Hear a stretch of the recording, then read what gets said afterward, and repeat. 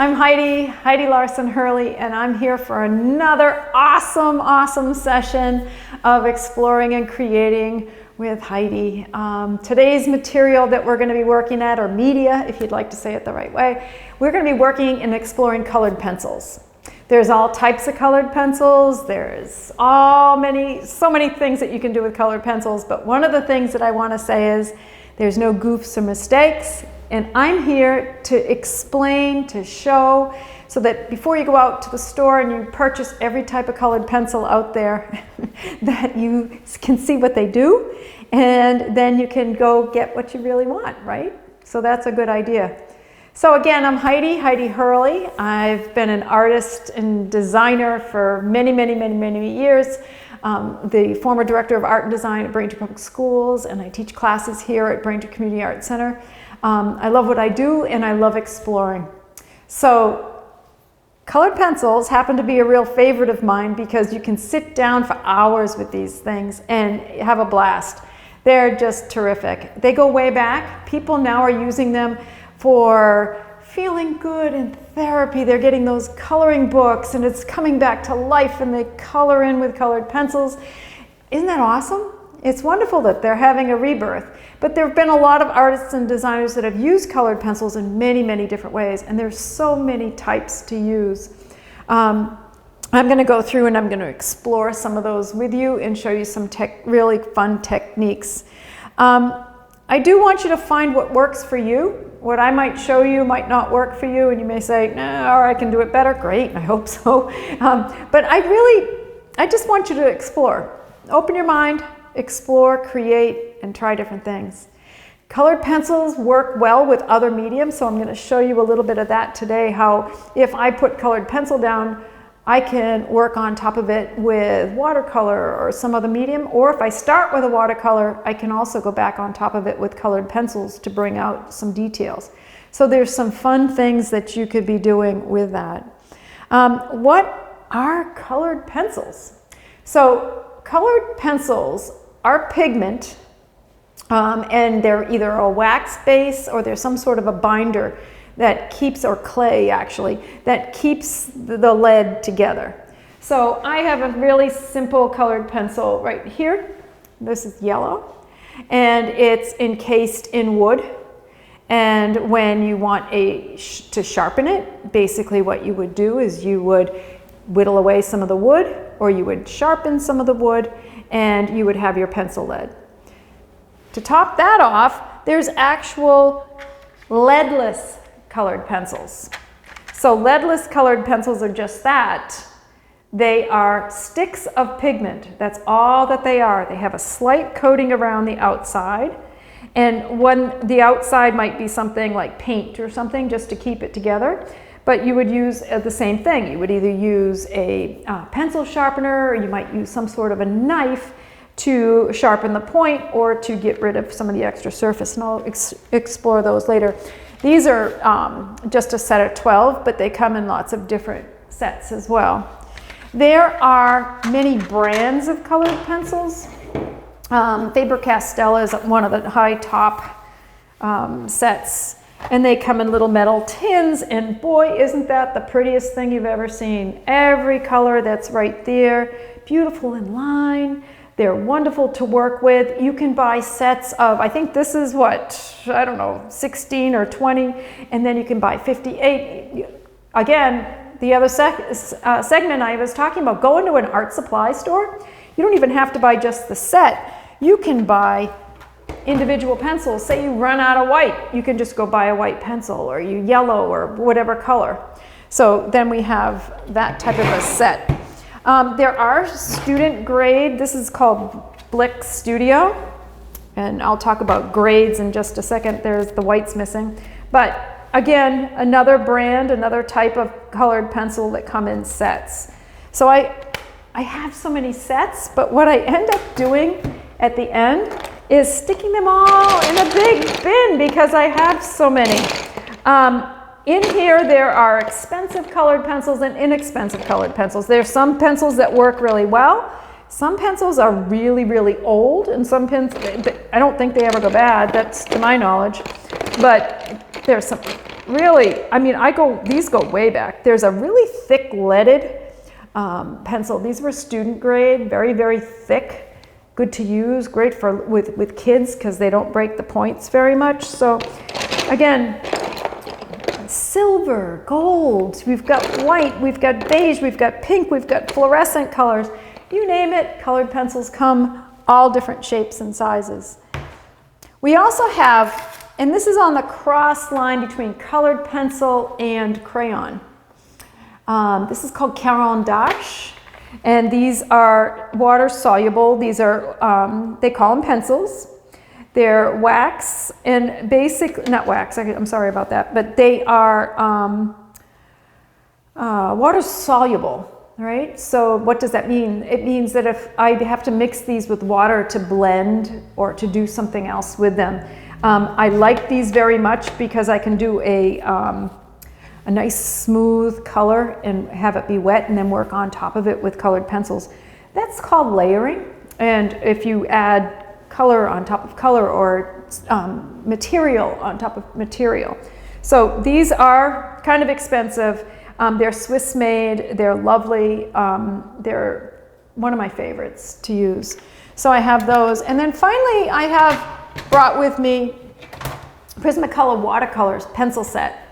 I'm missing some because they're probably in my bin. But these sets or watercolor pencils are water soluble, meaning what I need to do with these is I could put the pencil down and then use some water and it will blend like a watercolor.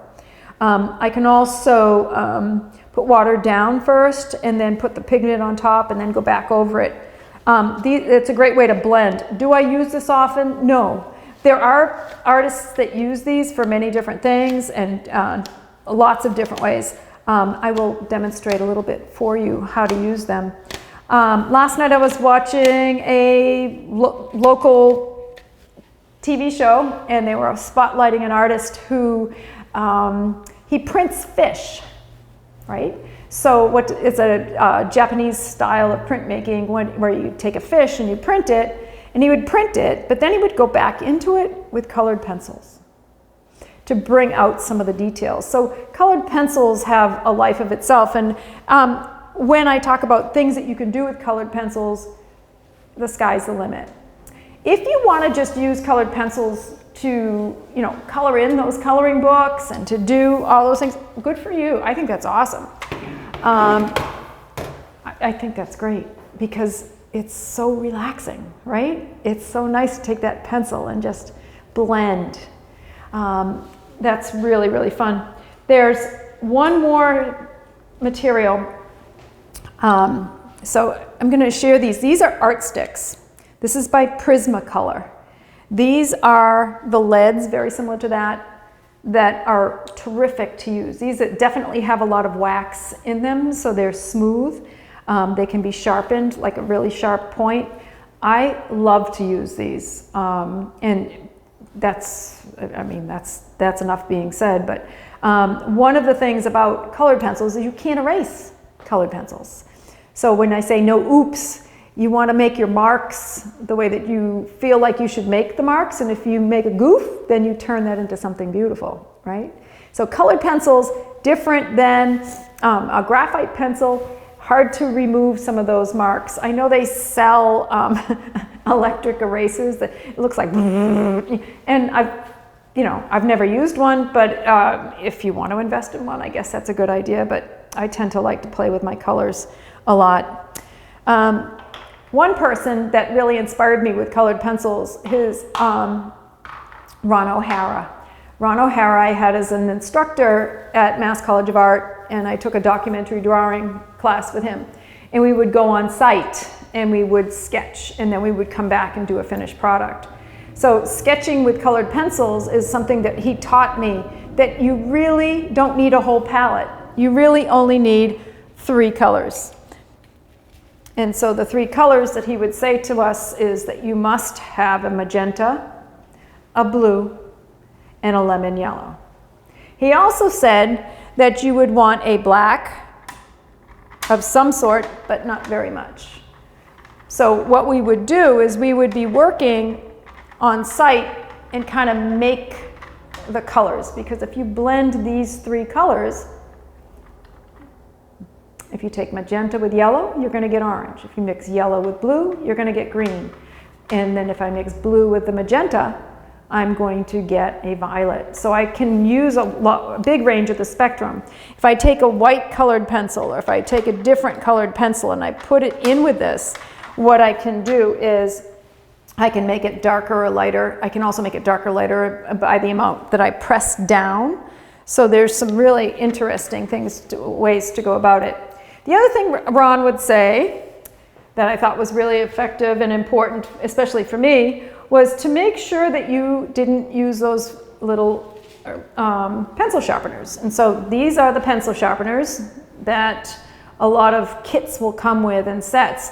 They're really good because they're small and they can travel with you. But he would say that if you use this pencil sharpener, you're basically wasting the pencil, because when you're sharpening, some of the lead goes with it. So if you use an X-Acto knife or some form of knife, you can basically whittle away to get the point without getting rid of the lead.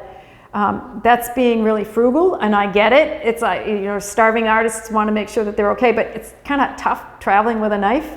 And I, in a lot of cases, will have extras of the same colors, but I would use the pencil sharpener, all right? So there's two holes. There's a very big hole. There's a very little hole. The little hole will make a sharper, finer point, and the bigger hole will make it a little bit flatter. Right now I have a very flat point on my piece, not a very sharp point on these. So we've got the colored pencils. They do sell a plastic eraser for Prismacolor. Does it work? Sometimes. If I press really hard with that colored pencil, it's not going to come up very easily. And I can use it. You can mask, very similar to what we did with watercolor. I could put some tape down and I can go over that. I can show you how I do that. So if I want to keep the edges nice and clean, I can do that as well.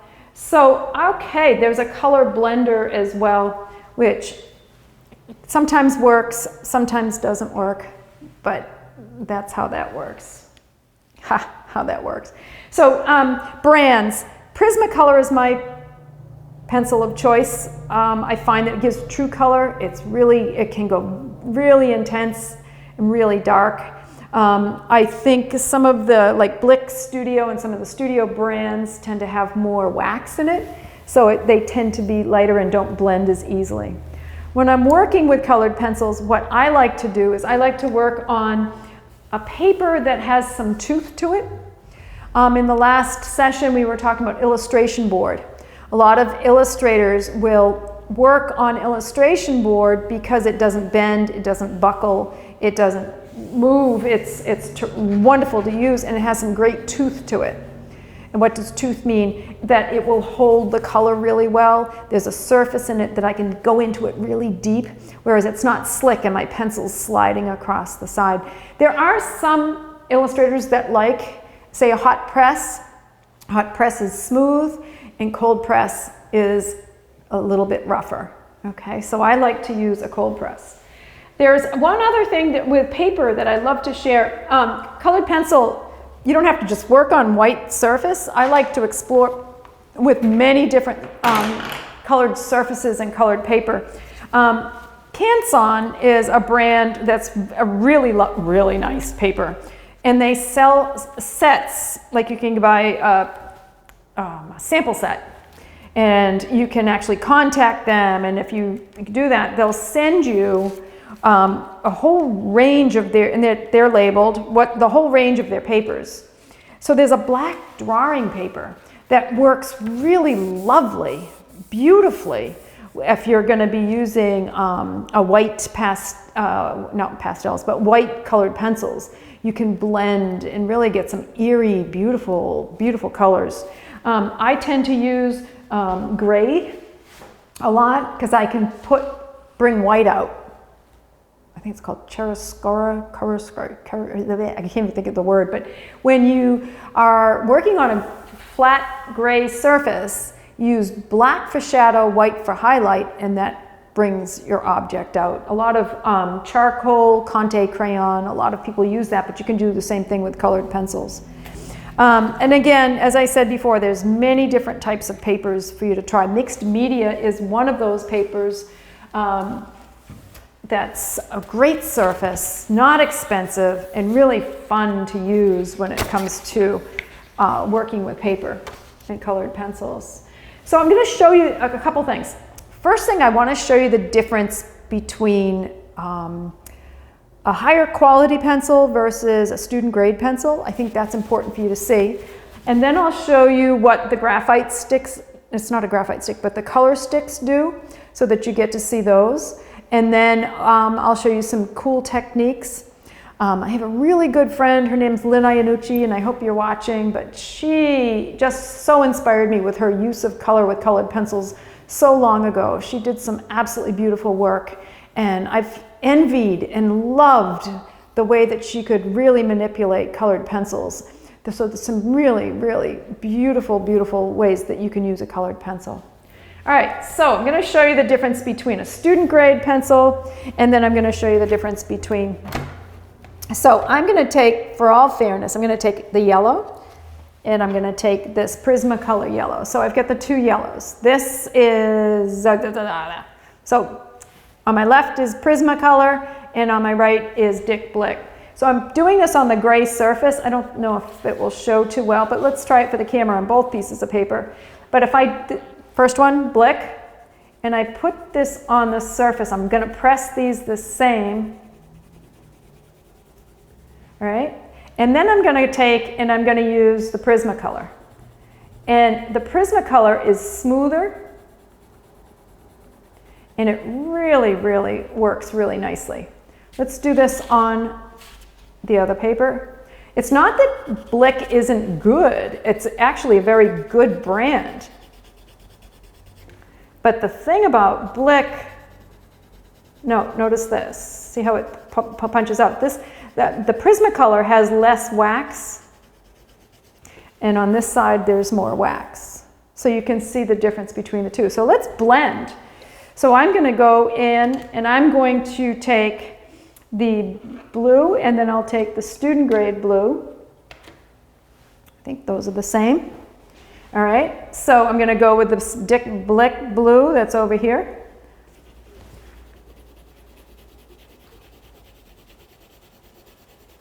And then I'm going to take the Prismacolor blue.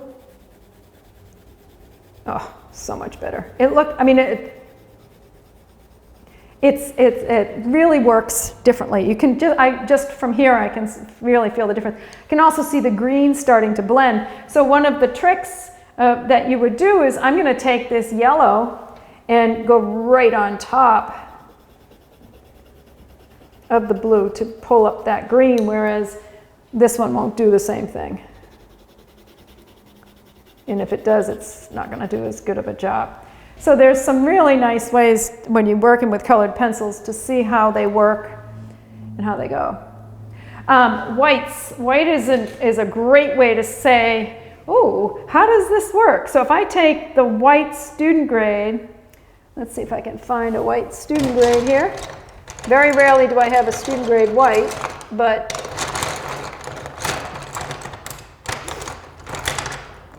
well, I'm not going to waste much time. But if I take this, it's going to really bump out on here, whereas a student grade isn't going to work as well. This also can blend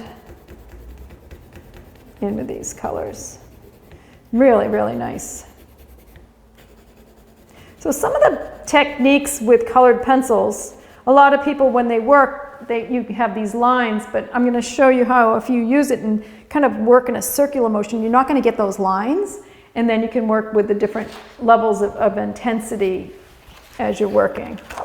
So we've got that. So the other thing is I'm going to turn this over and I'm going to show you the watercolor pencils and how they work. So watercolor pencils are very similar to regular pencils, graphite pencils or colored pencils, but the water will activate them when you're working. So I've got, let's find an intense like red, and I'll take this red. So what I'm going to do is, this is a Prismacolor watercolor, and I'm just going to draw a circle just to show you how this works.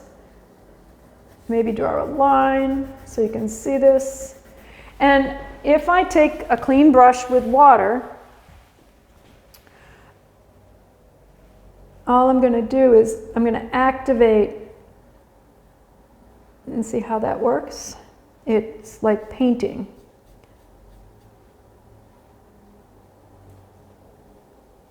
It's pretty cool. And what happens is if you let this dry, and I can go back over it and work with it. And I think when it comes to judging in categories like watercolor pencil, what category does that fall under? Is it watercolor or is it pencil? But the other thing is that you don't have to use so much water. Like I used a ton of water with that. But if I wanted to go back over it, say with another color, let's grab some of this blue. I can feel it's like slipping on the paper. And then I take my paintbrush and I wet it. I can blend those colors in. Let's pull that blue. Here's some blue on the outside edge. I don't use these often. I probably could use it some more. I know a lot of people really enjoy using it. But you can see how you can get some really intense shadows and highlights.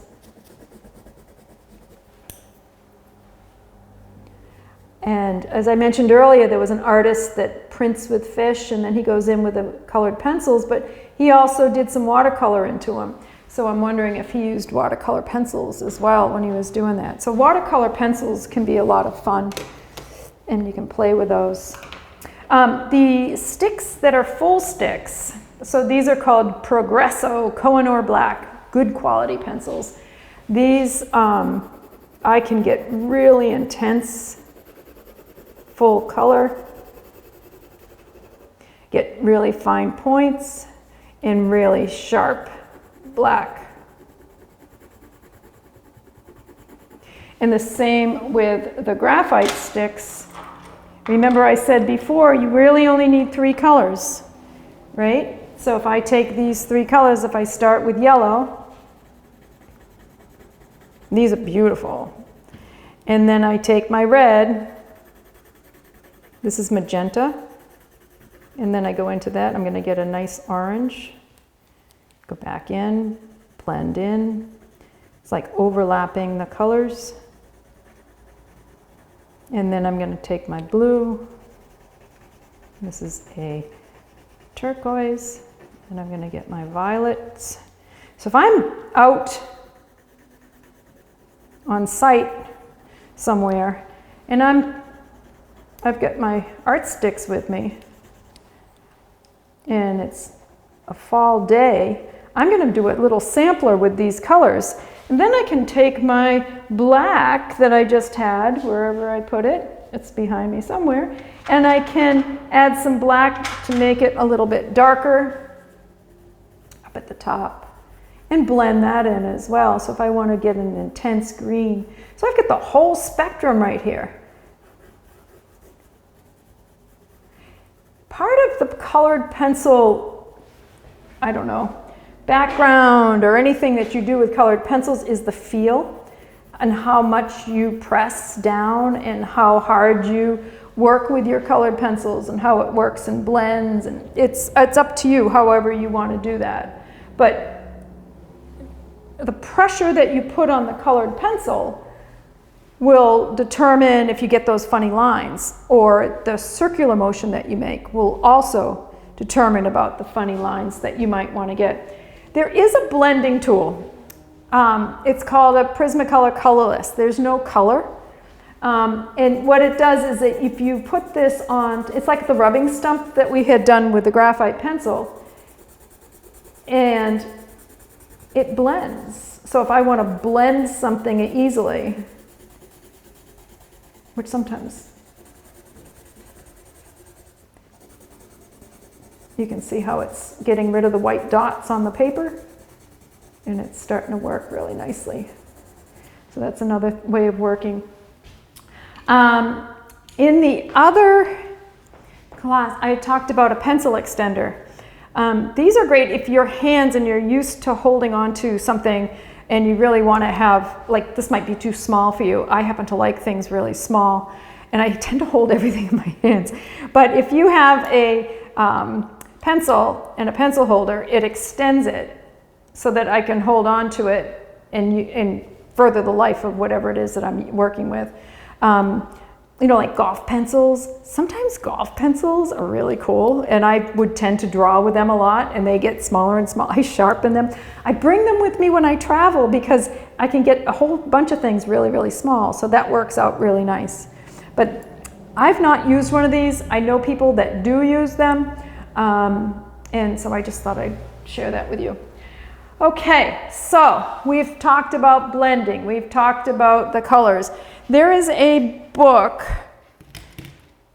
right here, and this one's called The Artist Manual. And I guess I bring this out because there are things that are in here that might not click in your head when you're testing out materials, but things like blending. You know, taking two colors and blending them. If you're taking things and you're creating the gradiated tones, which is taking and doing like lots of little tiny lines, mixing colors on top of each other for intensity. There's so many different ways that you can use colored paper with white pencil and then dark pencil to bring things out. And again, really exploring all of the different ways that you can work with a pencil is really, really, one more really fun. I like to do samplers. Samplers are when you set up a piece of paper and you do something different, very similar to this, in all of the different squares, so I can try out different things. Maybe all the colors that I have in the palette, maybe all of the colors that are there. So that's really a fun thing to work with when you're working. I wouldn't be afraid to try using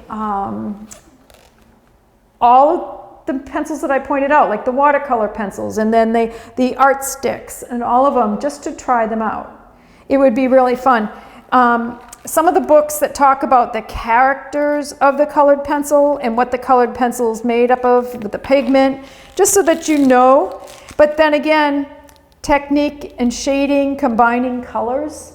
So again, when there's, I'm going to do this close up, but now I'm going to just sample with you, like drawing a leaf, like right now. If I draw the leaf and then I want to create that shadow, how could I go about that and do that? So there's some really fun ways that you can work with this.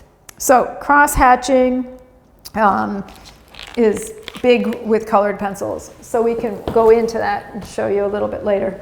So I'm going to set up a board and I'm just going to give a demonstration. And I'm going to just use all the materials that I have, and I'll explain them as I go through them. My focus was going to be the coffee mug, but I'm thinking I'm kind of liking the idea of a fall leaf that comes from my head. So if I think about what I'm going to do and how I'm going to go about that, and then I'll talk you through the different lines and everything. All right, so I'm going to take this away, and I'm going to use that illustration board that I was talking about. So this is the illustration board, and I don't have to tape it down. It's really kind of, oh, maybe I'll turn it this way so I can have more up on the surface. I'm going to make up my leaf. I don't know if it's a, well, it's not going to work, so let's do this. I'm going to try to mimic a leaf that's in my head here, leaf. But I want to, well, the reason why I'm doing a leaf, because it has texture. It has lines through it. It has some shadow. So I'm going to go through that and I'm going to sketch that out really, really lightly. Now you can use graphite pencil to sketch out because it will erase, but the colored pencil will stay there. So some of the things that happen with the pencils is, colored pencils, is that again, you can't really erase. So what I'm going to do is I'm going to take this and I'm going to use a very, very, very, very, very light graphite. I'm going to use the HB just to give my shape of that leaf. So I'm just going to kind of go through, I'm going to make that top part. And I'm going to go down. So I have this leaf. Very light graphite, you probably can't see it with a camera. But what I want to do is I'm going to take this and I'm going to start with my my colored pencil stick. I'm going to start with my yellow because that's what I want to work with.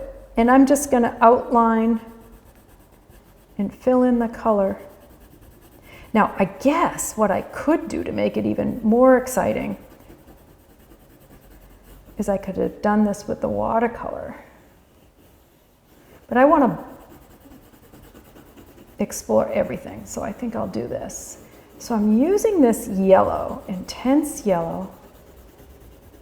And if you notice, or I don't know if you can see with the yellow, but I'm not concentrating on one area. I'm moving around so that I'm not getting the heavy, thick lines.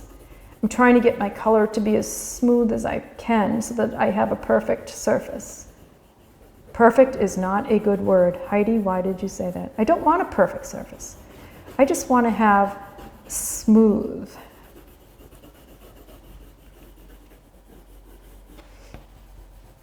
I'm going to do the same thing. So here, I want to start maybe blending with a little yellow green or something down at the bottom. Wouldn't it be fun? Why don't I challenge myself and only use those 3 colors? Wouldn't that be fun? No. So, and my leaf is going to start to turn brown, I think, a little bit at the edge, so I can start to play with that. So, here we go. I'm going to take the pencils that I have. I'm not going to use Blitz Studio. I'll stick with the Faber-Castells. So these are just the regular colored pencils. I'm going to pull up with this brown to get the stem so you can start to see it. So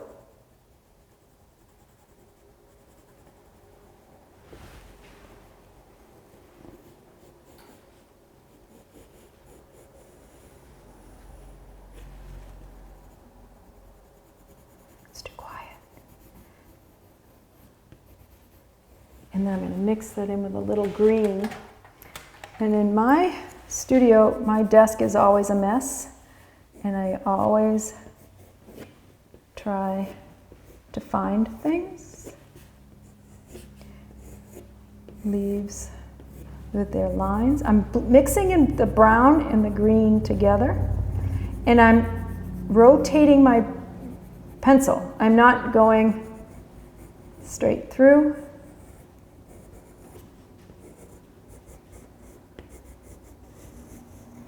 I'm going to end with this, top of this leaf is starting to turn a little brown, so I'm going to go get a yellow ochre.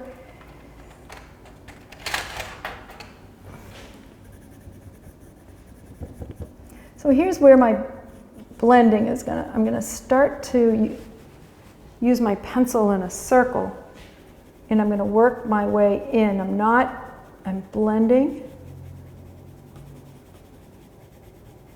right to the edge of that surface, and I'm not seeing those lines.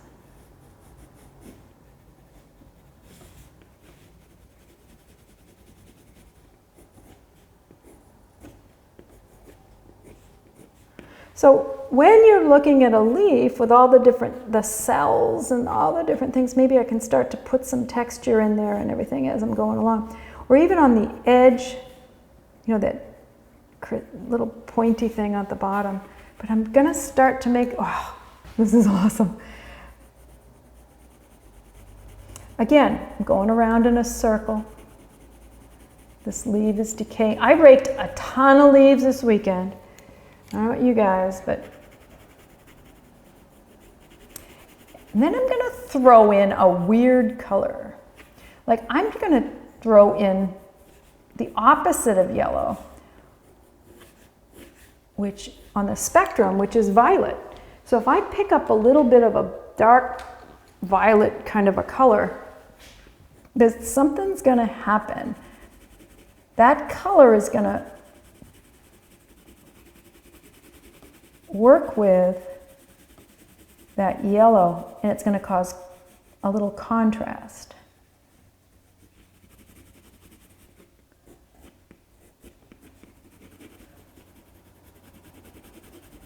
All I'm doing is I'm going around in a circle. I don't have those hard lines. I love doing this stuff. I love the edge. It's getting, maybe a worm or something got in there. And I just keep working, get my pencil moving.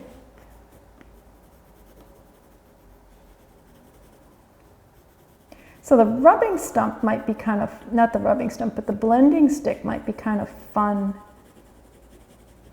to move in here.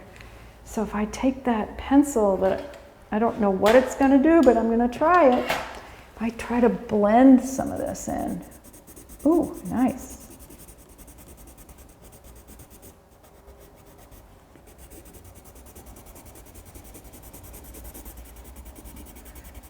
Pretty cool. And I've only spent 5 minutes maybe doing this whole piece, this whole leaf. If I keep going in and adding texture, it's going to take me an hour to go to it. Probably an hour. Let's do the watercolor pencil. So if I take my watercolor pencil, was that vibrant red that we had, but I'm going to go for a brilliant orange, and I'm going to add, who knows? I don't know what it's going to do. It's going to be awesome. And I take the brush and I'm going to work with that. Look at that. How cool is that? You know, it's really, really awesome. I just did an aha. I've never done it before. Watercolor pencil on top of my graphite, I keep saying graphite, but on top of my other pencil. So I'm going to add more. Oh.